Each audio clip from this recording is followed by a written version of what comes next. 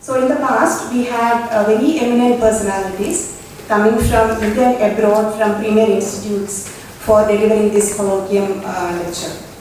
So today, we have an very eminent physicist, Professor Chandrabhas Narayana with us for delivering the 5th colloquium lecture. Actually, he is not a stranger to IIST. He has visited IIST many times, mainly in connection with conferences organized by Department of Chemistry. And today he is giving colloquium lecture, 5th colloquium lecture in IIST. So I am very privileged to introduce Professor Chandrabhas Narayana to this audience in a formal way. So Professor Chandrabhas Narayana is currently Director of Rajiv Gandhi Center for Biotechnology, Trivandrum. He is actually, his work is internationally recognized for the work in Raman Spectroscopy and its applications in understanding protein structure, drug-protein interactions and diagnostic technologies. His group has significantly contributed towards tailoring the surface plasmon resonance property of silver and gold nanoparticles for application in the area of surface enhanced Raman spectroscopy. His group is also working in MOFs, metal organic frameworks, and finding microscopic origins of the observed properties using Raman spectroscopy, which has led to a better understanding of the synthesis and structure and properties of metal organic frameworks. And Dr. Chandrabhas Narayana earned his PhD in physics from IISc Bangalore and pursued his postdoctoral research at Cornell University, USA. And before joining RBCB as director in 2020, he served in Jawaharlal Nehru Center for Advanced Scientific Research, Bangalore, where he held several leadership roles, including Dean and Chairman of the Chemistry and Physics Materials Unit. And Professor Narayana is a fellow of the Indian Academy of Sciences, the Royal Society of Chemistry, and the National Academy of Sciences, India. His contributions have been recognized with many prestigious honors, including ISAS Raja Ramana Award and Mr. Raman Lecture Award and the MRSI Senior Award for Superconductivity and Material Science. And Professor Narayana is editorial board member of reputed journals such as Journal of Applied Physics, High Pressure Research, Journal of Biomaterials and Nanobiotechnology. And he has nearly 200 research publications and several international patents to his credit. And his work is always known to bridge the gap between physics, chemistry, biology and healthcare. With these words of introduction, I extend a very warm welcome to Mr. Chandrabhas Narayana. I also welcome Professor Gandhi, DCIST, who is giving all sort of support for this program, and all faculty members and dear students in this program. Thank you. And I request Professor Chandrabhas Narayana to deliver this. So first of all, Dipankar and Samir, for organizing this. It is indeed a pleasure to come back to IIST. Multiple times I have actually come here and delivered lecture. And this lecture again, because it's a very diverse audience, I will actually try to make it as simple as possible because I want people to take it back that this is a technique which can be used not only in physics, chemistry and biology but also in the space missions. Okay? So I was actually involved, I should tell you that with LEOS, I was actually working on trying to find out if I can actually have on the Mars mission, if the Raman probe could be there in the landing, if the probe which lands on the Mars. Because ice is one of the very important things which people are actually looking at, and the various phase diagrams of ice, if you look at it, it can be detected by Raman. And so you can actually be very sure about what kind of water is there in this environment, because the pressure, temperature, and also the kind of environment it is there, it can actually find out. And that was the proposal. I actually went to in front of the ISRO people, and then I realized otherwise it's tough to get them convinced for doing anything. But I really like the professionalism of ISRO and space science, because that's how they've actually been able to do this. But I'm sure that at some point of time I will be allowed. Another reason why I was working with LEOS was that you are actually putting up telescopes in the sky, in the sky, and the telescopes generally now you want to replace the glass with silicon carbide. And one of the major issues with silicon carbide is that polishing the silicon carbide is a very difficult process, because you can actually have fractures. The binding doesn't happen. And Raman is one of the best ways to actually find out whether the binding is good, so that you can start the whole process. Otherwise the process will be wasted halfway. And I actually designed a robotic arm based Raman for LEOS, and unfortunately the person who was actually involved with me passed away very early at the age of 50. And that project didn't go further.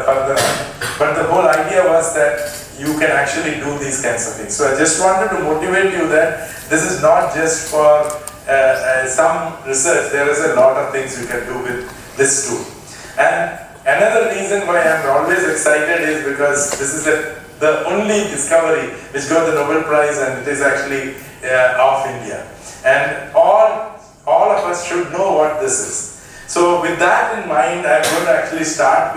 How did actually Raman come to this kind of an idea about Raman scattering, and how did it actually become a very powerful tool?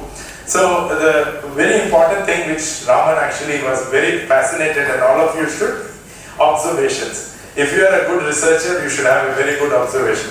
So he started observing while he was traveling in his ship that the sea is blue, but sky is also blue. Is the same phenomena which is there for sky that leads to the sea as and all of us know sky is blue because of scattering. So the question was whether water is also blue because of the scattering of light. But that was something which Raman didn't agree. But I also actually tried to prove that point, that why Raman was not convinced. So I take actually, if you have looked at the blueness of your water, if you look at it in the sea, it is much darker than the sky. Now, why is that it's darker? But in certain cases, the water doesn't look blue, but it looks greenish. And especially if you have taken photographs and seen, you will realize that swimming pool is always blue, and sometimes shallower end of the swimming pool looks greenish. So these are things which are very interesting. If it was actually scattering and giving you the blue color, then it should have been the case. But then Raman, being Raman, actually wrote a paper on the color of sea. And he published it in Nature, which is a very difficult journal to publish. And I want you to realize that he published this from where? Harvard. So he didn't even go to this lab. He wrote the paper in the duration of the 2 months. He went from India to UK and come back. He has actually written a paper. The whole observation is very simple because his language is also very simple. You can see, I'll highlight this, is that he knew that if water was actually scattering, there should be some amount of idea about how the scattering is happening. Now, at the time when Raman was actually talking about this, Lord Rayleigh, who is actually a famous guy, he said that it was a reflection of the sky. He said the blue is the reflection of the sky. And if you know your 12th standard textbook, I am not taking anywhere else, the 12th standard, you would have seen this picture. Any unpolarized light gets partially polarized when it is reflected. So what he did is that he actually took a Nicol prism. He used to always carry gadgets around him. He took the Nicol prism because it is a polarizer. So he started looking at it through the polarizer. And if it was a reflection, then I would actually, at particular angle of the reflection, I should get no light or very dimness of the light. So he was doing this whole experiment throughout the journey which he was doing. And you see that this is what happens. Most of the time, very bright sunlight, when you take a photograph, you don't get features because of the reflection. If you put a polarizer, then immediately you start seeing features which were not visible. So this is what he used the idea that time. Okay. Now we have cameras with polarizers and all. So this is the prism he was actually using. So he wrote this very nicely, that he kept the water in such an angle that the sun is behind him, so the reflection will come into his eye. So he is using this thing. So he says, very smooth patch of water, he's looking on the river, on this thing, and then trying to do this whole experiment. And what he finds is that it is in the Mediterranean Red Sea, he finds that instead of becoming dim, the light, it becomes much more brighter. That means it has to be not the reflection. And he disproved what was said by Lord Rayleigh. And then later on, you can actually understand, now we can understand that the color of the water is not because of anything else. It is basically the absorption of light. So a water body actually absorbs first the red light, then the orange light, yellow light, then the green light, then the blue light, and then all the light. Because you know that in deep sea missions, you need a torch light. If this light was not getting absorbed, you don't need don't need light to take a photograph. So absorption of light was there. Now, why does the light come back if it is getting absorbed? Because you have refractive index changing. On the top, the surface, the light is actually, the density of water is higher because of the salt content. And as you go down, so it is denser to rarer, it will reflect back. So it is basically the light, blue light, which is coming back to your eyes. And that's what is giving you the blue light. If the depth of the thing is less than 1.2, 1.3 meters, then you start seeing green light. And the green light is because green is more sensitive to our eyes compared to the blue. So that's why you will see in the swimming pool, if you take a photograph, at the 4 feet level, it will be greenish. And if you go to 9 feet, it will be bluish. Tiles are not the reason. Tiles are actually supposed to be white. Okay, if you want to have a good swimming pool. So this is what is the thing which motivated him. But later on he started thinking, why is it more darker blue? It is not just blue, it is darker blue. The reason is, there is a lot of scattering which is also happening with the molecules of water. So when a light falls on any material, you will see that the light gets transmitted. This has been told to you. It gets reflected. This is the major things which would happen. Alongside with this, there is some amount of absorption which happens. Also, you have sometimes luminescence. That means fluorescence, phosphorescence, or luminescence which happens. This is the major things which happen. But alongside with this, you also realize that there is scattering, and I have written a word called elastic scattering. The elastic scattering is like elastic collision. Now when you talk about elastic collision, it means that the momentum is changed when you actually have a collision, but energy doesn't change. Elastic collision, the energy remains the same. So whatever was the kinetic energy with which the ball went and hit the wall, the same kinetic energy comes, then it is elastic. Right? The ball doesn't have any movement, so it is actually zero kinetic energy before end of the thing, kinetic energy. So similarly, if you are talking about elastic scattering, that means energy of the light doesn't change. And energy of the light is related to h nu, the frequency, and frequency is related to the color of the light. So if there is no change in energy, that means no change in color. So the same color comes out in all directions. So it is different from reflection. It is actually in all directions. Reflection has to follow the rule of Snell's law. That is, angle of incidence is equal to angle of reflection, right? So now I actually leave the students with a question: how do I see you? Which of these phenomena are the reason for I see you? I leave this to you. Try to answer this. And there are reasons why you will realize that there is an answer which day-to-day life you are doing things which will tell you how do I see it. Is it reflection? Is it scattering? Is it any other phenomena? You please think about it.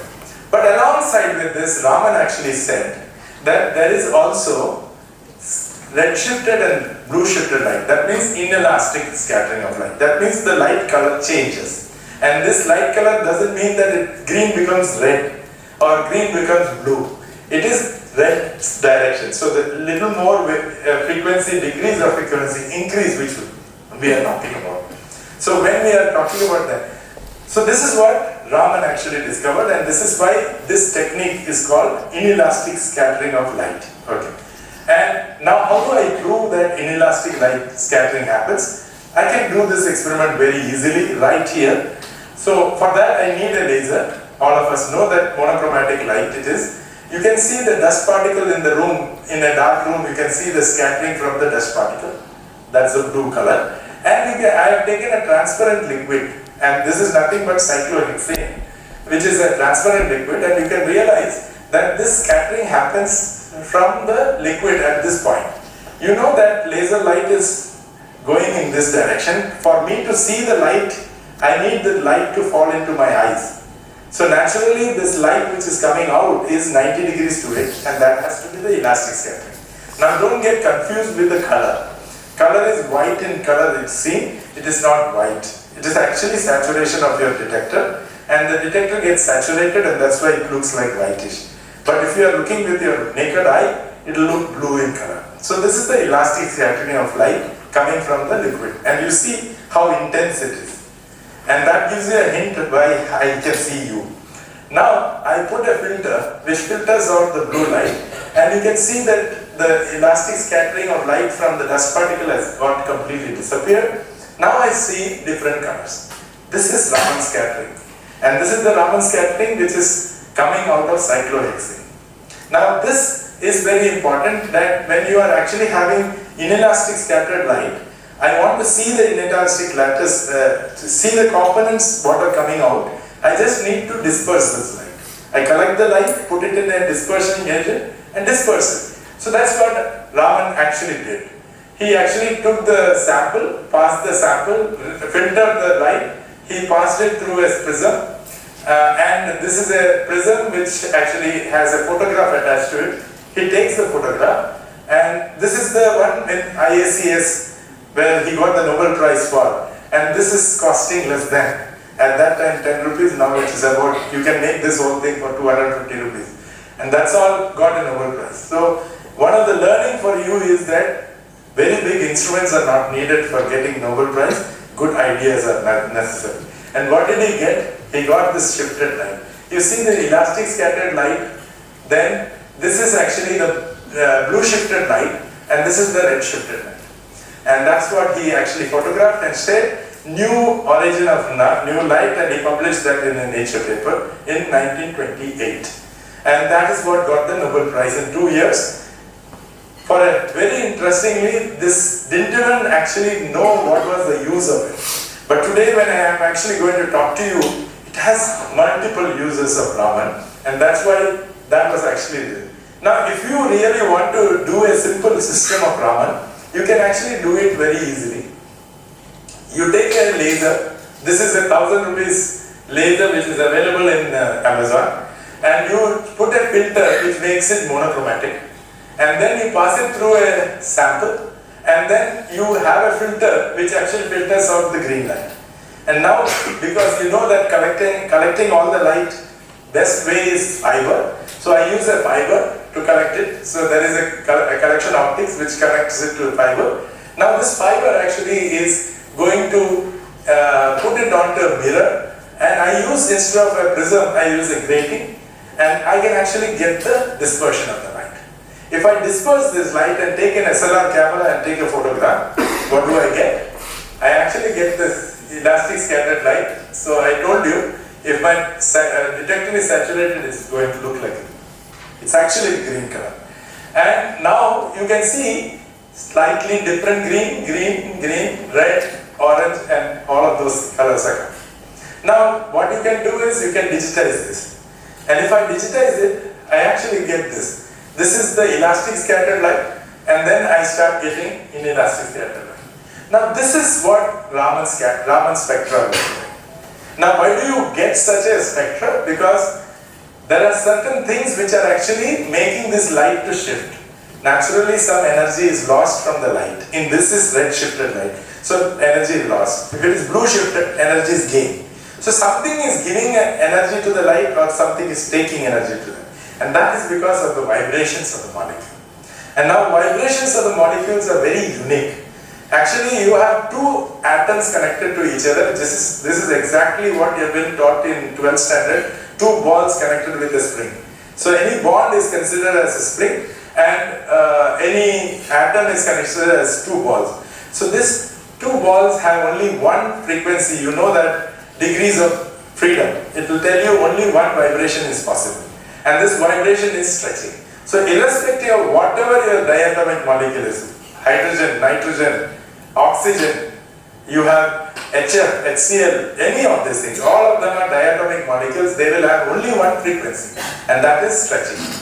But that stretching frequency has an energy, or the frequency associated with it is unique. And that is what makes it unique, because you see, I have taken HF and I have taken HCl. The only difference between HF and HCl is that Cl is heavier than fluorine. And the moment it is heavier, you see that the energy, of course I have written in another unit which is called centimeter inverse, and I know that you will be able to guess 1 by lambda is frequency. In some approximate terms, you have to multiply with a constant, and you will realize hc is the constant, Planck's constant into velocity of sound, and then you will get the frequency, right? So that is what is there. So this is something like 500 millielectron volts. So this is 500 millielectron volts, and this is actually, you can see that this is about 300 millielectron volts. So the frequency is there. A simple way to understand is, heavier things are sluggish and lighter things are faster. So you will see that lighter the atoms, the energy required for them to vibrate is higher, or they are more energetic, and lesser it is. So now you can see nitrogen, if I have N2 and if I have oxygen, you can immediately know where the frequencies would lie. It's very easy to calculate. So this becomes like a fingerprint of the molecule. I add one more atom, and specifically I have added it non-linearly, means it's not linear. And water molecule actually has a vibration which is symmetric stretching. All the atoms are moving out and in, and the asymmetric stretching, and then bending, symmetric bending.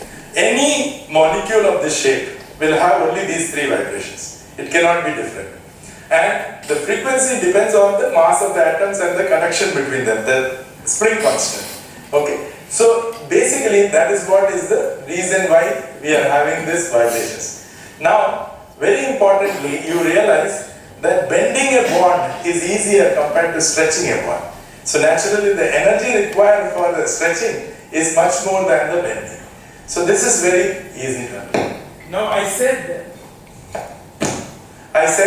that any molecule of this shape will give me the same vibrations. So if I take CH2 looks the same, right? So its vibration should be the same. Of course it is same.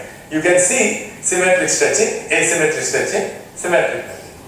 But CH2 is different from water molecule. Because CH2, you have forgotten there is two tails behind it. There is an R group which is there. It's a heavy R group. So naturally it doesn't involve itself in vibrations. So naturally you will also have this happening. Because it's anchored, so it can do this, right? It can do this, and it can do that. So all of those vibrations. So naturally the atoms, way it is connected, it gives you, even though the shape looks the same, it gives you a different kind of environment. So this is why it's a fingerprint of the molecule, and it actually I can tell the structure of a molecule by just doing the Raman of this thing. Now I told you like this R group is there, right? Now instead of that, if I actually have CCl4, now that's a tetrahedral molecule. Now the moment I have a CCl4, because that is not a heavy atom, all are chlorines, this actually is the symmetry. You can see there are, any tetrahedral molecule will have this spectra. So CH4, so now you know that CH4 is found in extraterrestrial thing, methane, claterates, various other things, all of these things can be actually identified. So that is why these kinds of experiments are very important, and they are unique. Now you see that you have chlorine symmetric stretching, asymmetric stretching, symmetric bending, and asymmetric bending. So this is the only vibrations which will be there for any tetrahedral molecule. It doesn't matter. But the energy associated with this will be dependent on what is the atoms connected to it and what is the way it is connected. So if I have an SO4, I will have the same spectra. If I have a CH4, I will have the same similar spectra. But the energies will be different, so I can actually identify what is the molecule. And what environment it is there, it will tell me what is happening. Now, very importantly, if you really look at very carefully this symmetric stretching, if I see it was not actually looking like a single peak. Now, what is happening is that there is some other interferences happening. Whenever you are doing any spectroscopy, whether it is IR, NMR, you are doing mass spec, any of these things, if you are thinking that there are multiple peaks, one of the best ways to actually resolve it is just lower the temperature. So when you lower the temperature, the width of the peak actually changes. You can actually see this. Now you realize that this is not one peak, but it is actually having 5 peaks and 1, 2, 3, 4, 5. Now the reason for this is very simple, because chlorine actually has relative abundance of 3:1 in 35 and 37, and the mass is different. I told you mass actually is different, the frequency of vibrations will be different. Now you realize that actually I have just inverted it, and you can see the highest energy, that means highest frequency, is actually related to all lighter atoms. That means CCl4 with all 35s. Now you can see next one is CCl4, 3 35s and 1 37, and relative abundance is highest. So you see the peak of that is the highest. Now you can actually guess the next one is 2 CCl35s and Cl37s 2. Next 2 you can easily see is because of 3 CCl37 and 1 Cl35, and this is 4 of them 37. That means isotope effect. So you can actually see isotope effects actually also there. And now you realize the importance of it. Now why didn't I talk about carbon 13, carbon 14? Because the relative abundance is too less for C13 and C14, right? So that will not be shown up so easily. Now you can realize how important the mass is. So this actually tells you a lot of important things to come. Now, finally, I'm saying that I proved the point that it is a fingerprint of the molecule, so it becomes easier. In fact, you can actually look at all the carbon materials. Today what you find, nanotube, nanowire, you have charcoal, you have graphene, graphite, everything. One of the best ways to identify is Raman. Each of them have a different spectra and different ways, and immediately without even looking at it, you can tell that this is wire, this is just pure porous carbon, this is actually graphene, this is graphite. Any of those things can be done today. And that's how Raman Spectroscopy has become a big thing in nanotechnology itself. So in fact, we can make Raman spectrometers, and this is for a person who actually believed in me, and I actually built this Raman spectrometer right here in RGCB. And you can see the demonstration of this by my student. Sorry, I'll have to click it. So, her voice is not heard, but actually she is explaining that we have a microscope here, and this is the laser is behind it, and she has kept actually just a paracetamol right here, and you are having the laser on. Now you see the red light is coming, and you are connecting back the laser and through the fibers and connecting it to a spectrograph, and she is going to actually record it, and you can get the paracetamol spectra right there. Right? Simple.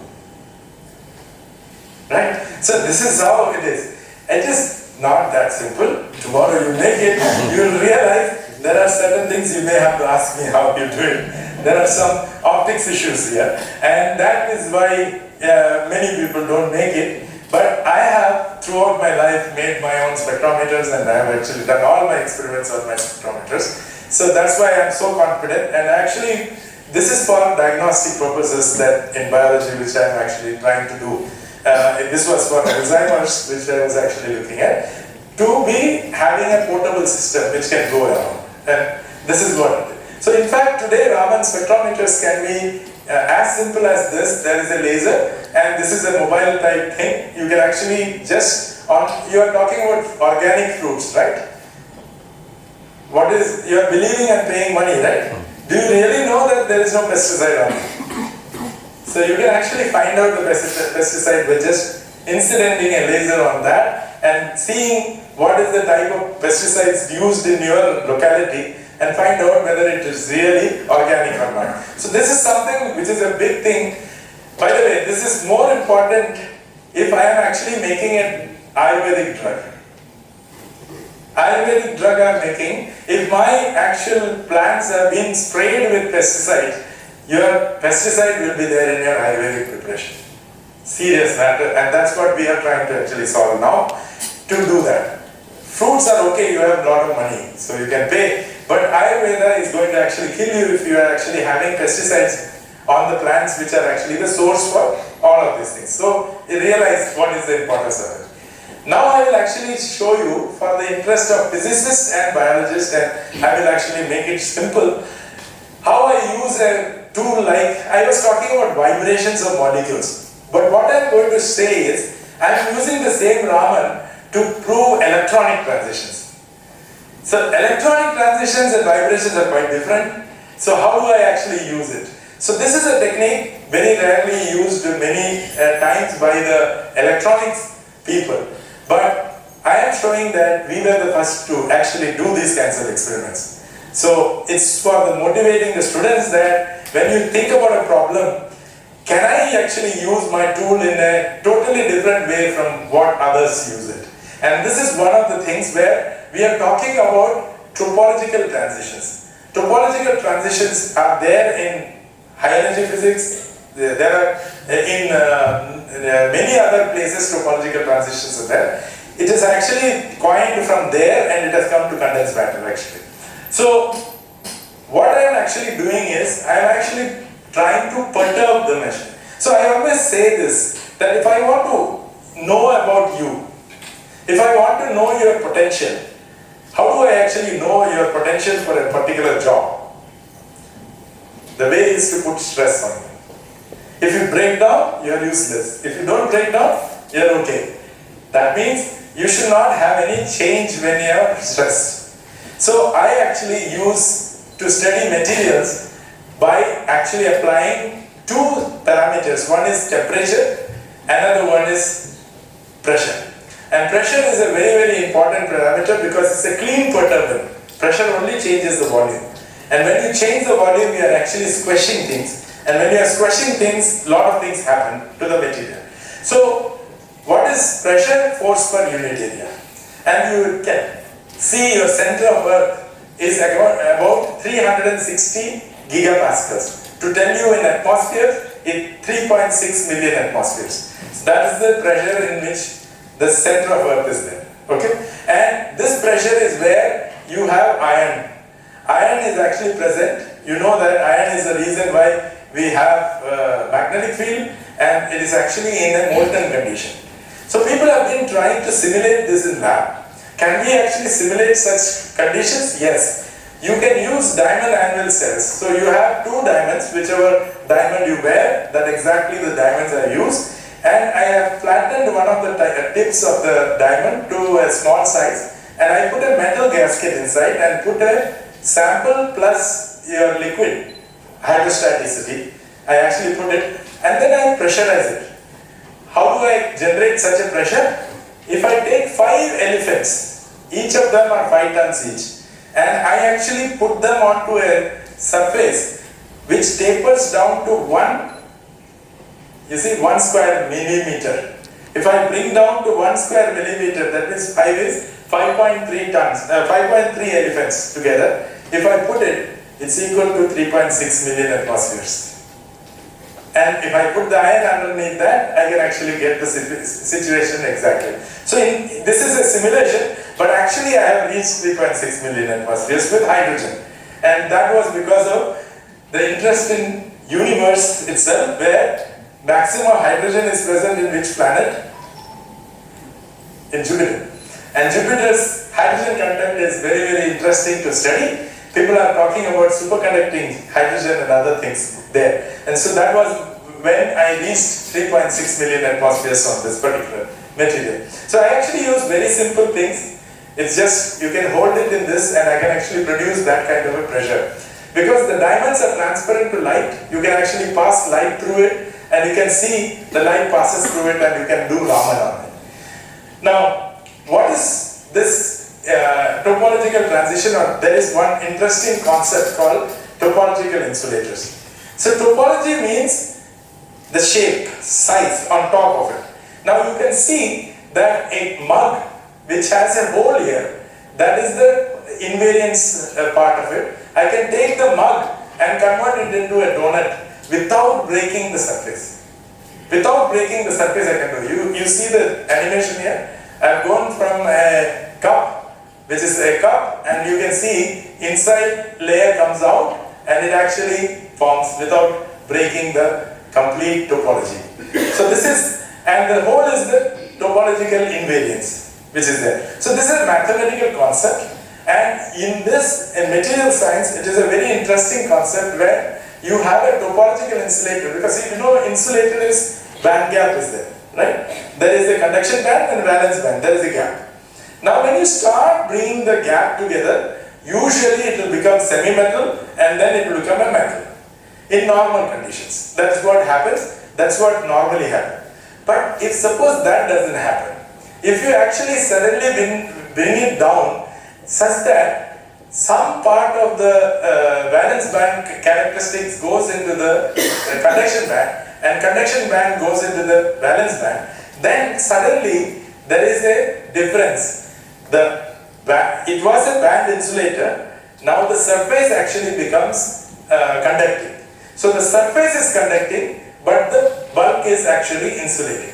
So these are the topological insulators, and they are very, very important because this doesn't happen in all types of material. As I said, when you bring the band gap closer, most of the material will go to a semiconductor and then it will go into a metal.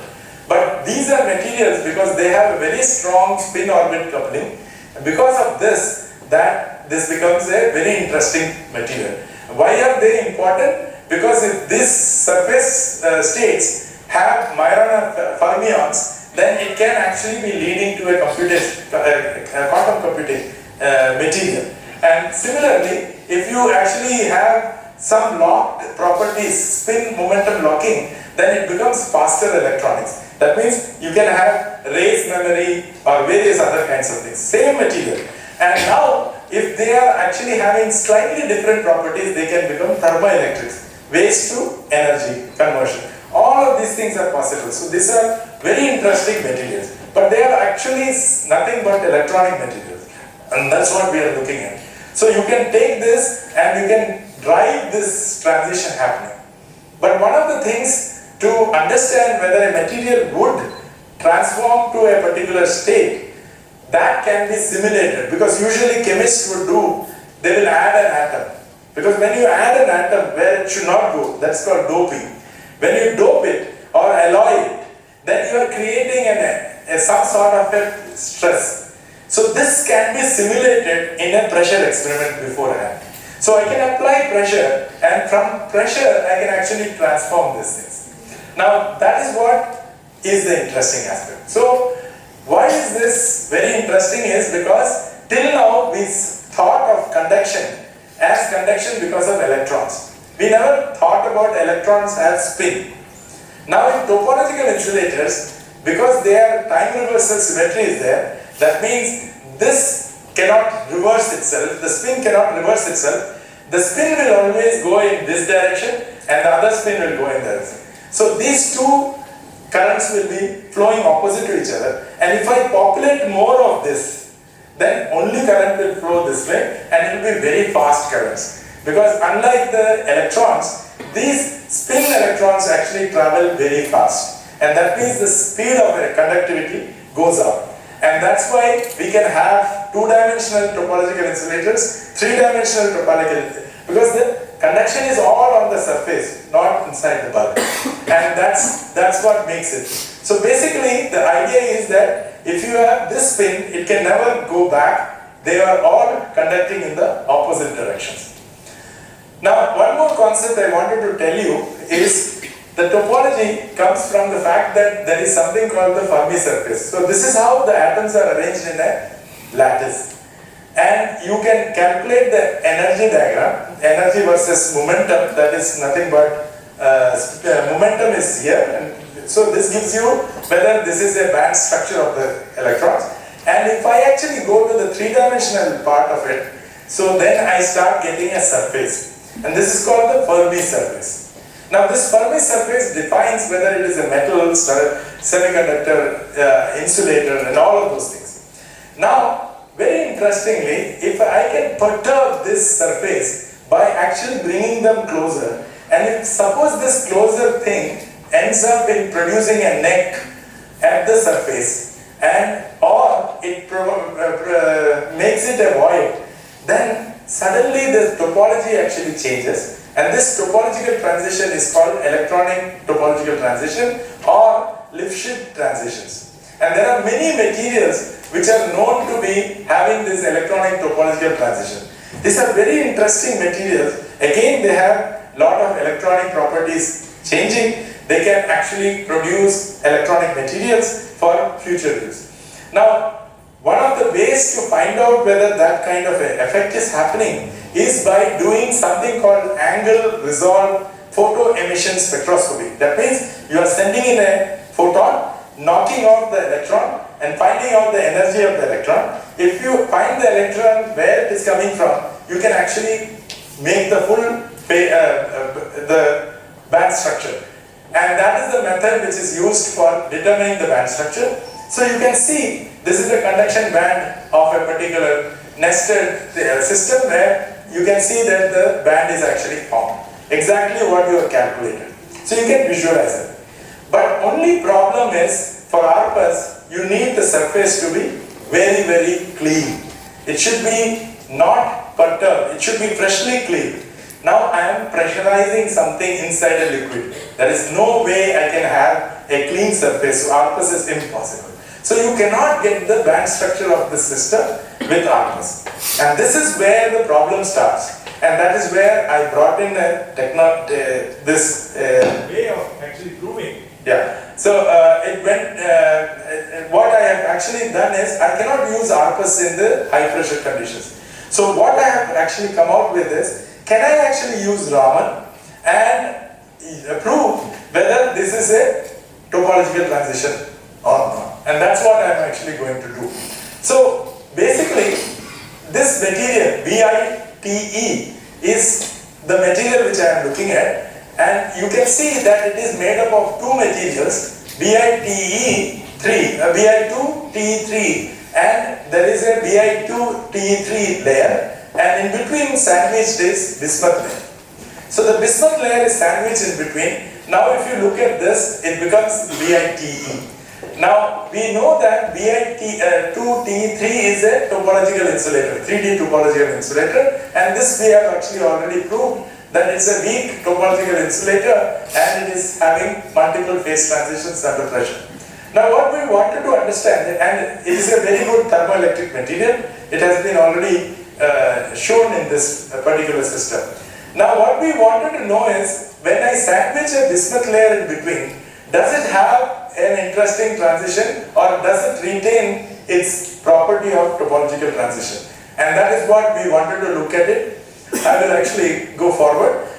So one of the ways to say it is a topological transition is to first prove there is no structural transition. When I actually squeeze the material, I should not have a structure change. If I have a structural change, that means the band structure changes. So I should first prove that it doesn't have a structural change. So when I squeeze it, I do X-ray crystallography, and I see that up to 4 gigapascals, you can see that there is no transition. But as soon as I reach 4 gigapascals, I start seeing appearance of a new peak. And this, after 6 gigapascal, completely transforms into a new phase, and that is what it is there. So the structural transition is not there below 4 GPa. So this is something I have actually seen.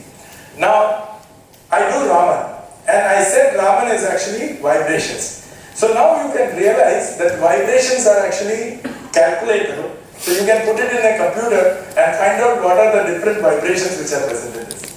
Now what I do is, I actually do a pressure dependent study, and as I saw in the case of a X-ray crystallography, you can see at around 5.6 my complete Raman structure is changing, and it is actually changing into a new phase itself. And so it is exactly mimicking what is happening. But what I wanted to see is whether any transformation happens below 4 GPa. Because most of the topological transition happens around 1 to 2 GPa. And that's what we are interested in. So what we always do in Raman is plot the frequency versus pressure or temperature. So if it is not having any transition, then this will be a monotonically increasing function or a decreasing function. Now you can see that at different points, actually there are some fluctuations happening in the system, and this is where the phase transition happens, and that phase transition completely, it is transformed. So that is a different structure. Now I wanted to look at FWHL, the width of the peak. If the width of the peak is actually related to two things. One is order, second is electronic connection between the vibration. That means electron-phonon coupling. So if the width is changing, that means if there is no order change, that means the structural order is not changing, it has to be electronic in nature. So when I do that, you can see at 1 gigapascal, you have a very strong change in the electron-phonon coupling. And this is basically where we started looking at it. Now that means it's an electronic transition. And now I want to see if this electronic transition can be calculated using your MD simulation, or you do a dynamic DFT calculation. So when you do a DFT calculation, you can see band structure, and you can see that when you look at the Brillouin zone, and you can see that there is a change in the nesting. That means there is a void which is being created. So which means it's an electronic topological transition happening in this phase. So this is one of the ways to understand what is happening. Now the importance of this is, now if I actually dope or alloy change it, I can immediately see that I can have a room temperature material which can have this property. And that's what leads to it. So basically there is a transition which happens, and here, as seen in our calculations, you can see that it is becoming a semi-metal, and there is a metal insulator transition which is happening in the system. So both, all of these things are happening. Now I'll go to another clinical problem, and I will actually stop with that in a short time. Now when I am actually looking at proteins, it is a very complicated system. It's not easy to actually simulate everything, because in a protein you have lakhs of molecules, lakhs of atoms, and to simulate that becomes a very, very difficult thing. But in Raman, it's very, very interesting that if I actually look at this is the absorption of light with the protein, and this is a very important protein in your body, which is called the myoglobin. It is having heme. Heme is the one which carries the oxygen, right? So this is a myoglobin which is present in your body, and this has this kind of a structure. Now you can see that if I am using different wavelengths of light, I actually get different Raman, because you see pi star, sigma star, and n sigma star and pi star transitions are actually electronic transitions which are coupled with the vibrations. Now if I use 206 as my wavelength of light, I am not getting anything other than the secondary structure, that is alpha helix peaks, which is what is seen here, because this is actually because of hydrogen bonding. You know that most of your proteins are made up of amino acids, and amino acids link up together by a peptide bond, C double bond O NH. C double bond O stretching frequency and the bending frequency of NH is exactly same. And because of which there is a coupling happens, and that means these vibrations actually are coupled vibrations of the peptide. And because this is where the hydrogen bonding happens, the hydrogen bonding actually is the reason whether something is alpha helical, something is beta sheets, something is anti-parallel beta sheets, or random coils. All of these things actually come up because of that. So this is very, very important, and this frequency directly tells me what is the characteristics of this folding. And that tells me about the structure. Now if I change the frequency to 229, immediately I see that, immediately I see there are another moiety amino acid which is called tryptophan. And there are multiple tryptophans, and these tryptophans get activated, and my spectra doesn't show this, but it only shows the tryptophan. And if I actually go to the 415, that is the absorption of the heme. And at that point, I only get the heme spectra. So you can see, Raman I had told is wavelength independent, but actually not. It is resonant Raman also is there. So you can actually precisely send in wavelength of light to pick up a particular molecule inside that. So this becomes very, very useful in actually understanding biological systems very much. Why is it so important? Because today we have something called, you have blocks. You have blocks in your arteries. Now, blocks in your artery happens because there is a plaque formation. This plaque is nothing but lipid forms, and then there is a calcification. This block is very, very important to know whether a stent will work or not. The stent will work, it is a fluid dynamics problem, because your blood is flowing, and if suppose the plaque gets dislodged, if it's a soft plaque, it gets dislodged, if I put a stent, the plaque will come inside the stent and actually form a block again. Stent has blocks. Many people have had this problem that the stent has been put, again they are having a heart attack.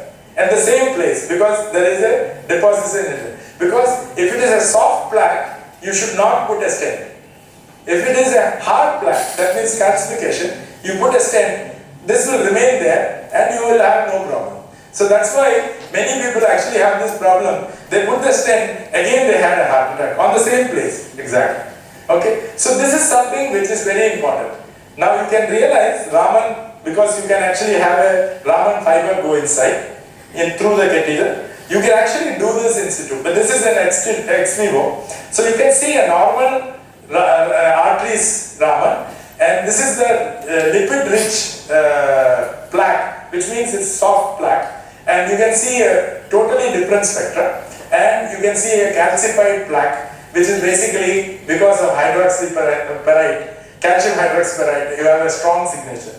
So if I can actually, before putting this stent, if I can actually find out which type of plaque is there, the doctor can actually decide whether to put a stent or not to put a stent. Because if it is a soft plaque, leave it. You should not do anything. He will be alright, because after some time the plaque will go away. So these are some things which the decisions can be done. Similarly, one of the biggest problem is breast cancer. And this is a very rampant thing today in our female population. Most of the times the breast cancer has to be detected by mammogram, which is what you do. But you can realize if the breast tissues are actually fatty or dense. If it is dense, it's very difficult to find out a lesion. Whereas in a fatty breast, you can actually find the lesion. So there is always a confusion whether you can actually find out whether this lesion is there, and this lesion needs to be actually looked at very carefully. Now, if I do this is a live surgery happening, and this data is collected on a live patient while the fibroid is being removed, and it is a cancerous fibroid. You can realize that the tissues are normal, and you can see the red line is actually a statistic of many spectra, and you can see in 1 second I can actually get the full spectrum. Now, if it is cancerous, you can see it's totally different spectrum. And now you can see it's like light and day. I can exactly tell the doctor how much of tissues have to be removed, because today in cancer, the most important thing is the margin. You should not leave any cancerous tissues back.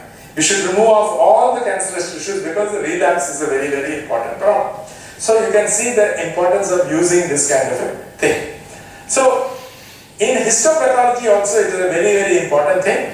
You can take tissue sections and you can actually see, this is a pathologist who has actually done it by staining, and this is what a Raman spectra of the system is, and you can see at the exact point the brown tissues here are the one which are matching.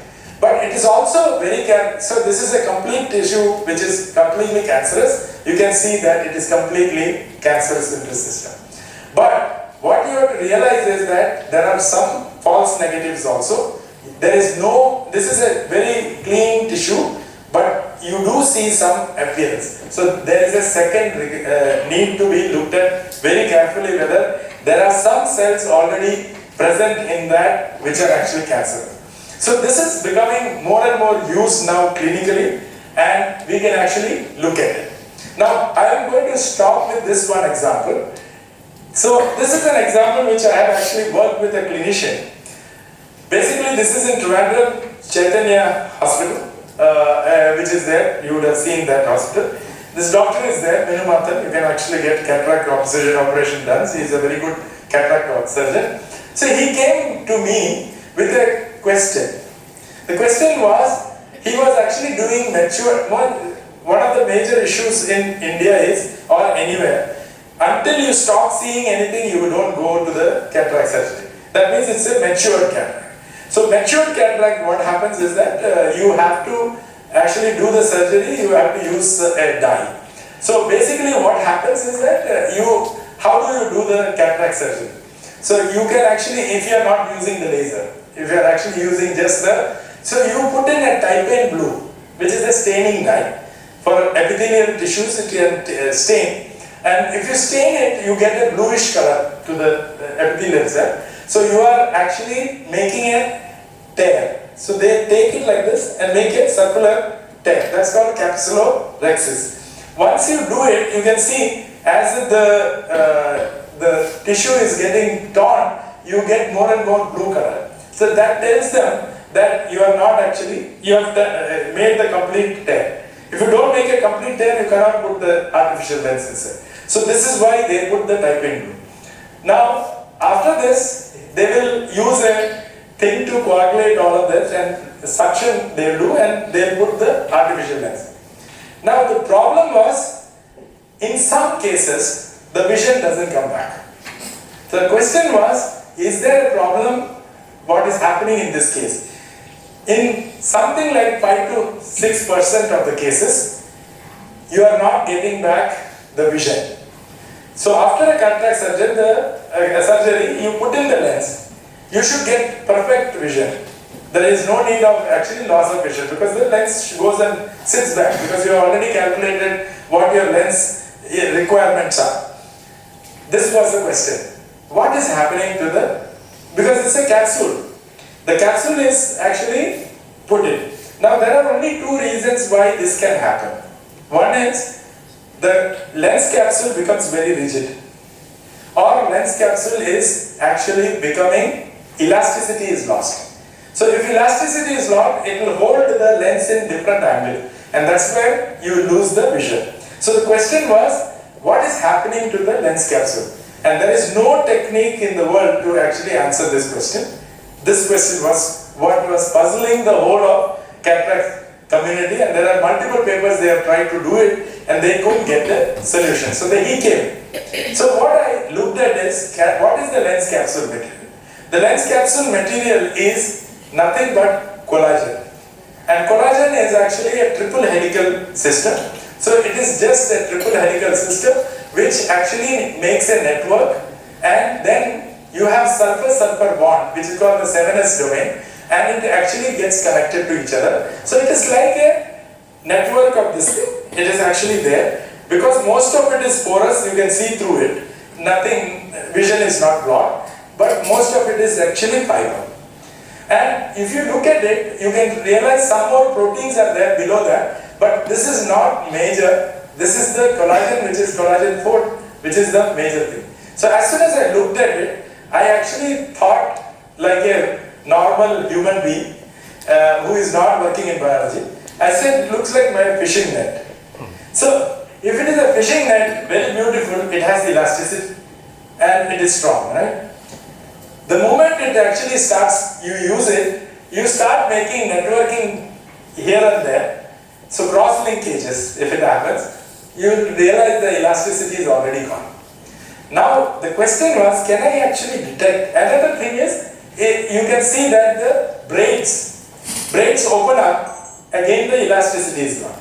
So can I actually detect so this is a triple helix. Can I actually see whether there is a structural change happening in the system? And I told you, the secondary structure, that is alpha helix, beta sheets and random coil cell, is through that amide 1 vibrations. So if I can look at that amide 1 vibrations, can I actually predict whether there is a change in the helical structure? So that was the question.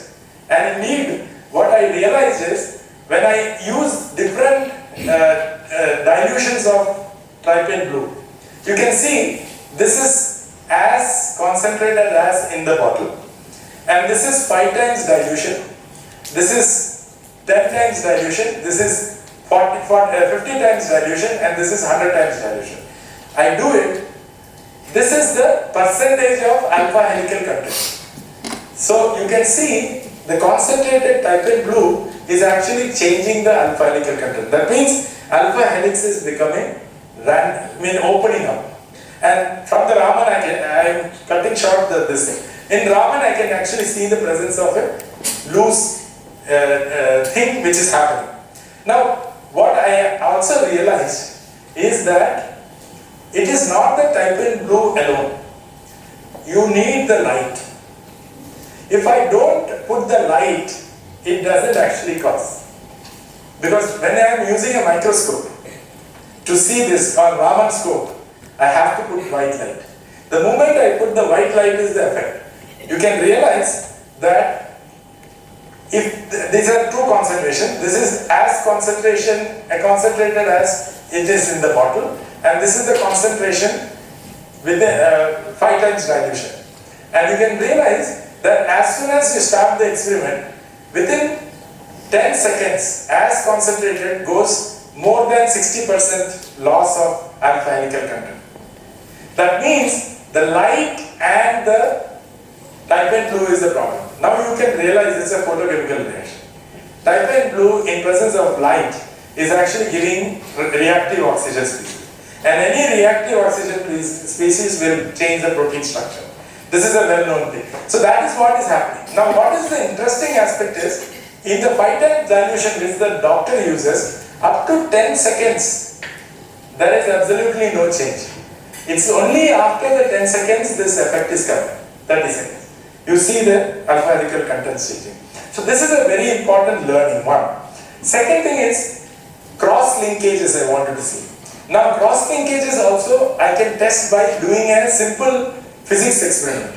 Take the lens capsule material, stress by strain. Okay? You do a stress by strain. This was done on a goat side, not by me, another group had done. They took the lens material, applied stress and measured the strain of it. How much did it actually change? So if this is shallower, that means it is elastic. When it is actually, when it is actually proper elastic, it will have a very smooth curve developing, and as soon as it gets cross-linked higher, it actually gets stiffer. So the stiffness actually increases. Now why does it happen? If I put light, nothing happens. If I put trypan blue alone, nothing happens. If I put trypan blue and light at different light intensities, it happens. Now there is a material which is there, chemical, which is called glutaraldehyde.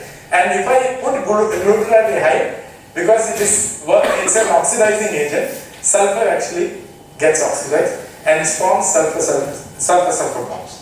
And this sulfur-sulfur bond actually causes cross linkages, and that's why this is happening.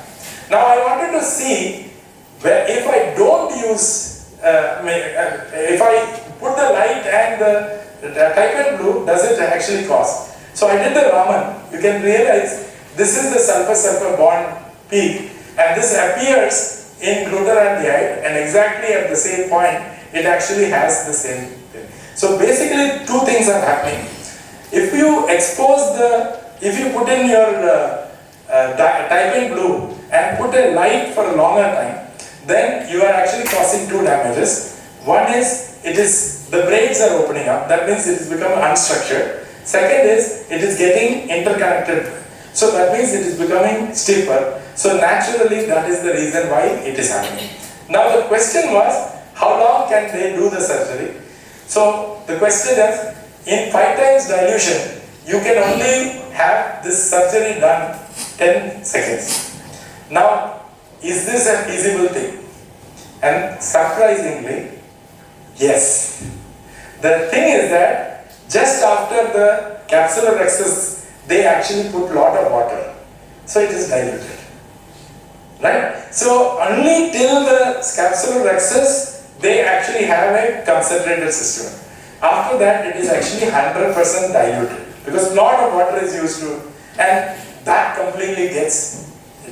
Now, I asked him, how much time does it take for you to do the capsular excess? 6 seconds. 5 to 6 seconds. And that is why 95% of time they are today. The day they actually take a little longer, it's a failure. And they agreed. And now this is actually appreciated by the American Cataract Society, European Cataract Society, as well as by Indian Cataract Society. So they know now that it is because of this reason. So if by chance they actually have a little delay in this capsular excess because of something else happened, their lens will not sit back again correctly. This is one very interesting aspect. So in fact, there are a lot of challenges in this particular type of experiments because this is where AI has to come in. So all the spectra, if you want common man to use it or normal people to use it, you need to bring in AI into this whole phenomenon. So AI with the Raman will be a very, very potential tool for future of how all material science, physics, chemistry, or even if you are looking at extraterrestrial eyes or any of those things, you will actually require this aspect. With that, I'll thank all my students, both in RGCB as well as in JNCSR, for being the people. I always say, if I don't have good students, I cannot actually do anything here. So all of these guys are great, and that's why I'm able to stand in front of you and tell you. Thank you very much.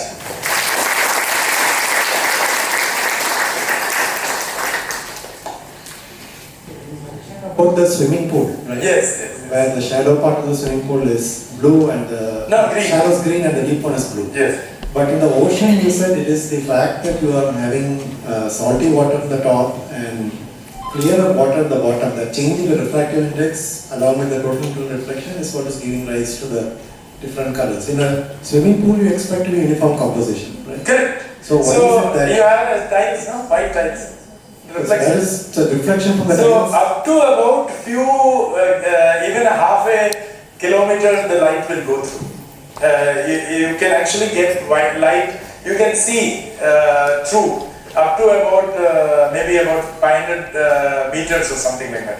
You can actually see light coming in any water. So this is the white tiles which is actually reflecting back. And that's why I said you should not have blue tiles, you should have white tiles. Because it reflects all light. It doesn't specifically reflect a particular light, right? So all the clean swimming pool or the Olympic standard swimming pool will not have anything other than white light. And Olympic standard pools, you will see a lot of videos and everything, it's all blue in color. Because the depth is actually more than 6 to 8 meters. 6 to 8 feet. It's more than 6 to 8 feet. So that's why. It's the after about a meter and above is when the coloration starts. So that is where the color comes. Thank you for a very interesting talk. Just I was wondering actually how about the damage threshold of this biological sample? If you use lasers, so how much typical laser power you can tolerate, and then are you limited by the laser power? Of course, that is if a simple experiment for laser damage. Before you even go, you take the sunlight and use your lens. You will burn your skin, right? Yeah. So actually, how much is the wattage of that? You can realize. So its power density is very, very important. So in most of the biological samples, we are using 1 milliwatt laser.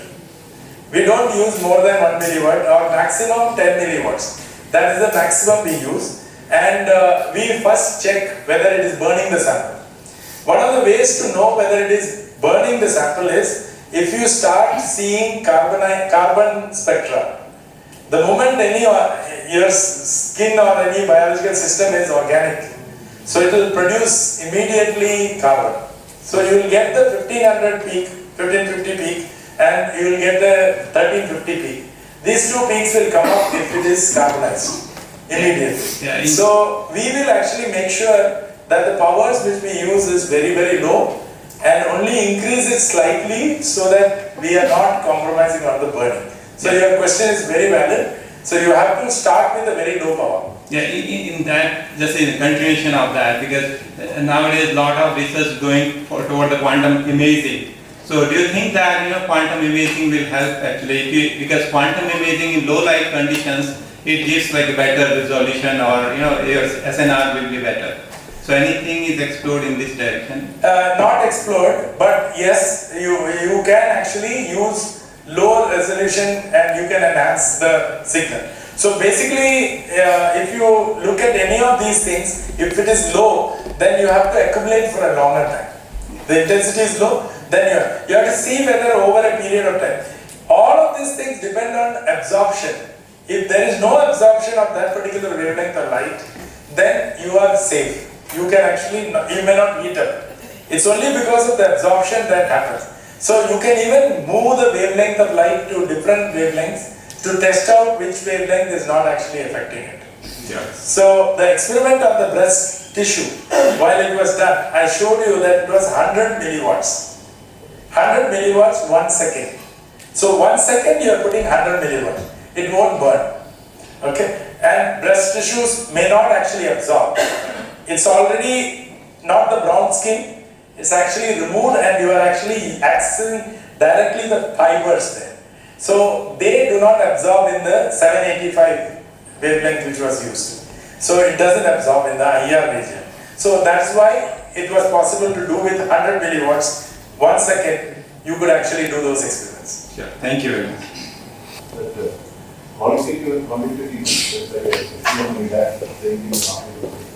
So actually Raman is not a quantitative tool in the normal sense because it's a scattering process. So what I want all of you to realize is absorption is quantitative. If one photon goes, one photon gets absorbed. But in scattering it's a chance factor. Thousands of photons go, one may be scattered. And that is why it is never a quantitative tool. Now, to make it a quantitative, you have to have a scale. So normally what people will do is, they will do a different concentration, they will actually plot. If it is in this linear scale, you can use it for quantitative measurements. So that's a relative quantitativeness. So you don't actually do it in exactly. If I say this is there, I have already calibrated that if it was this concentration, I will get this intensity. So that is how you do it. So it is a relative calibration which you do. So quantitative, Raman, we have to be very careful. Until unless you have a linear relationship, you cannot use it for quantitative measurements. So when we were explaining about the BITE3, yeah, so for that simulation, you used Raman. Okay. So you are asking, I use Raman, I use X-ray, I use DFT calculations. Yeah. Yes. Yeah. And in that you were trying to bring the band gaps closer and trying to observe what is exactly happening. Like, is it a topological transition or it is not a topological transition? Yeah, so can we actually simulate, like if we can find out the work function change through that simulation? Simulation, you can actually find out all material properties, complete material Through properties. that same simulation? Same simulations, you can actually find out. Because what I am actually doing is, in computer simulation, I am bringing the atoms closer. So the volume I am changing. The moment I change the volume, the atom positions are coming closer. So the distance between the atoms change. So the band structure keeps modulating that. And just like the band structure, all the material properties will change. The elasticity will change. The stress-strain relations will change. You can have many other parameters which can be drawn. So DFT can actually calculate all parameters of the material. DFT is a prediction tool. So you can actually predict any of those things. So this pressure simulation was just to have a physical simulation of what I was doing the experiment. Yeah. So once I have seen that it is an electronic transition, I wanted to confirm what kind of electronic transition it was. So, see, I cannot say from Raman whether it is topological transition or it is a simple electronic transition of metal insulator or what it is, I cannot say. So that is where I actually look at what is exactly happening to the band structure. So when I look at the band structure, I see that there are nesting happening. That means in the Brouillon zone, you are having voids and you are actually creating some necks. And this is actually exactly mimicking lift-shift transition or the topological, electronic topological transition. So basically when we dope, we are bringing that together. And so now I have found that BI layer, see, when BI layer is not there, it is a topological insulator. When I have a BI layer, I am actually converting the topological insulator to a electronic topological transition. So now I know that if I can fine tune this by actually putting something which can exactly give the same kind of volume change, I can actually immediately get the material at room temperature. What will give me the property what I am getting. So I know what kind of things I cannot use it. I can even realize that if I actually have something else sandwiching between the two layers, I can, so you do heterostructures, right? You put a BITI and you put another layer of BITI. So you can actually introduce these kinds of stresses. So the property which you wanted would have gone. So I can give that kind of inputs from my research. That's what. Do you understand? Raman Spectroscopy and how I would like to know. Okay, very interesting.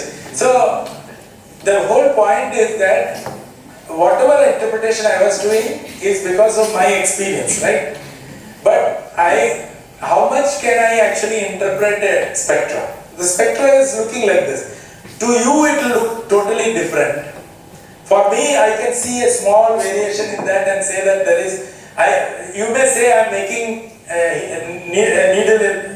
I'm making a mold out of, what do you call it, a mountain out of a mold, right? So that is what is the problem, that trust between me and you. Because I am interpreting, because I have a vast experience, I am able to interpret. Same data I would have given you, you would have said nothing is happening in this, right? So how do I actually break that? If I have a statistics, like I have done this millions of times and produce many different spectra, and my AI program actually looks at it whether any changes are happening, then my AI program will be able to clearly tell me what are the changes which are happening in the system over a period of huge number of data.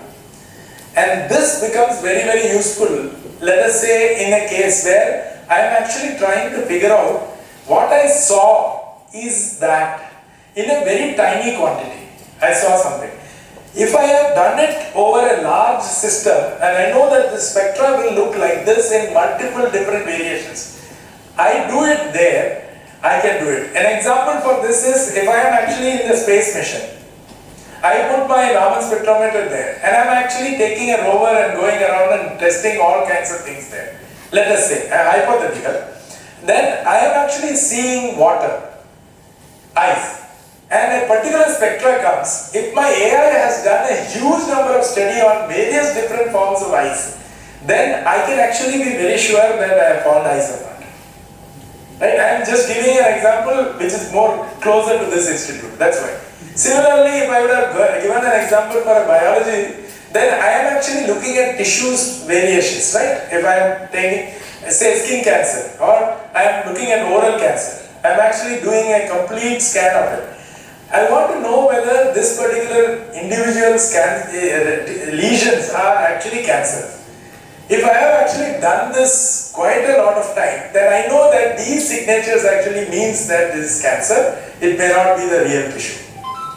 Right? So that kind of thing. So AI actually helped me in actually making the conclusions error independent, and expert, non-expert can also do it. Taking it out of an expert's domain. Did I answer the question? Yes, sir. Thank you. Sir, actually Yeah. there's one small doubt. That example that you directly measured the Raman spectrum of the apple, it was not a dark condition.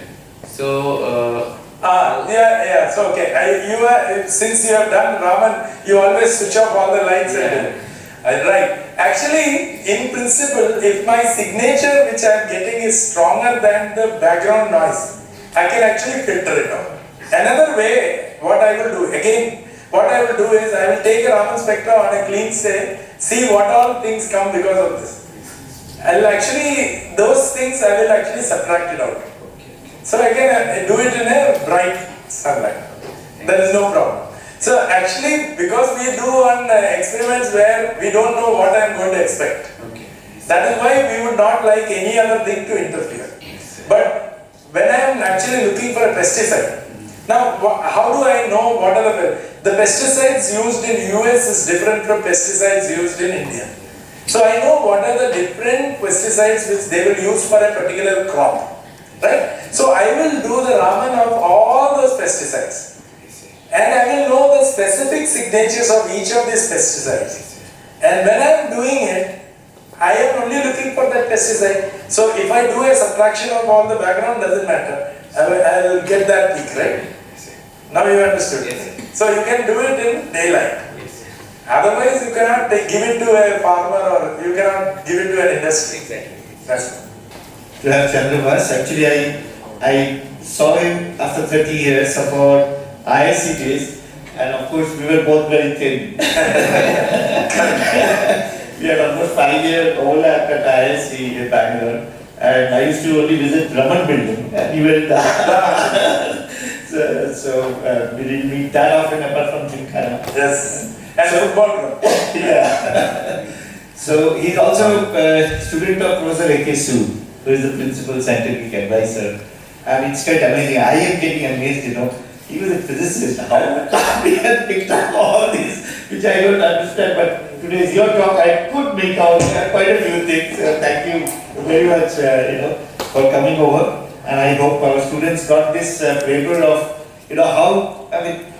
how his smartness, being a pure physicist, experimentalist, and then just exploring what all places his technique can be applied. And today, being the director of the Biotech Institute, I will be daring to get into the domain of biology that much. So that shows the sort of openness. So I think for modern day, it is very important for all the students to keep wherever you are, getting your training, that can be applied actually to many different fields. So that's thank you very much, Chandrabhas. Thank you.